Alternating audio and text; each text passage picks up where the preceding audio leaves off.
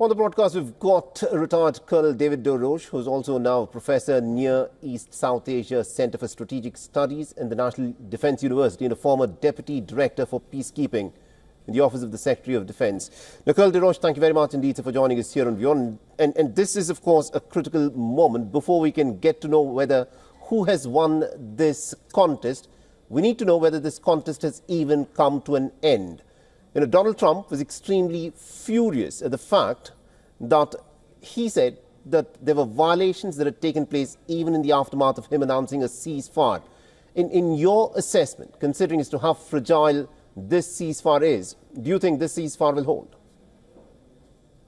I think it is likely to hold for a period of time, but in a general ceasefire, I don't think that we'll see, for example, missile barrages from Iran towards Israel or 15 targets being hit a day, but I can see a situation where Israel would characterize, for example, radar illumination of one of their airplanes occupying just outside of Iran's airspace as a prelude to an attack and attacking that. I think that it's quite possible we'll see limited attacks within the next few days, and they will, by both sides, what they'll do is they'll say that they were responding to imminent threats that would have been in violation of the ceasefire.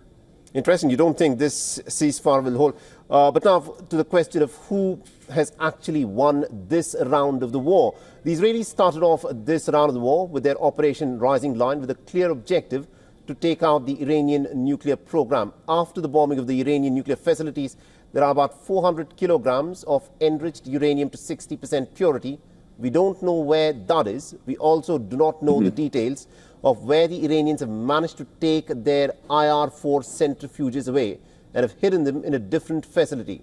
With that being said, has any objective of the Israelis and the Americans been met at all through this war? Well, what we have about the centrifuges and the enriched uranium is uncertainty. The Iranians have said that they've taken away, but I think they would say that in any event, whether it was beyond reach, destroyed, or whether they actually did take it away.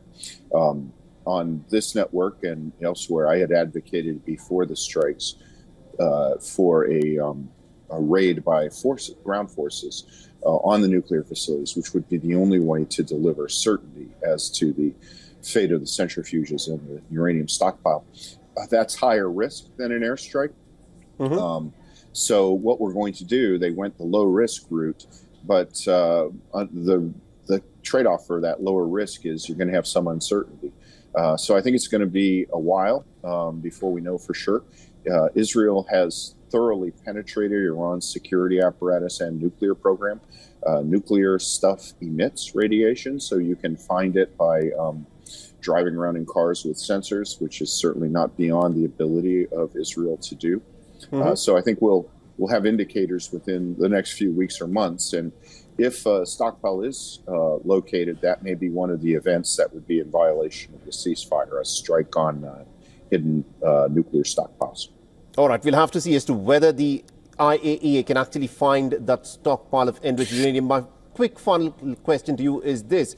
You know, considering what the Iranians are saying, that they've been able to inflict damage on the Israelis in a way that has never happened before, and also the fact that the Israelis were running short of these air defense interceptors. And this is what the Iranians claim, that the reason why Israel has agreed to this ceasefire is because of the pain that they were feeling and also because of their air defense systems having run out of interceptor missiles, which the Americans at the moment are not in a position to replenish. To what extent do you think that would have prompted the Netanyahu government to agree to the ceasefire? Yeah, their air defense interceptor capability was certainly depleted, but it basically what that did was just led them to defend fewer sites than they would have wanted to. Israel has been on the receiving end of missiles before, most notably Saddam Hussein during the war to liberate Kuwait. Israel does have a strong civil defense posture where, Israelis know they have bomb shelters. So this is a strike, but the strike that Iran suffered with basically seeing Israeli aircraft operating with impunity over their country, I think is much greater. So I think the Israeli calculus is more, we've achieved our strategic interests here.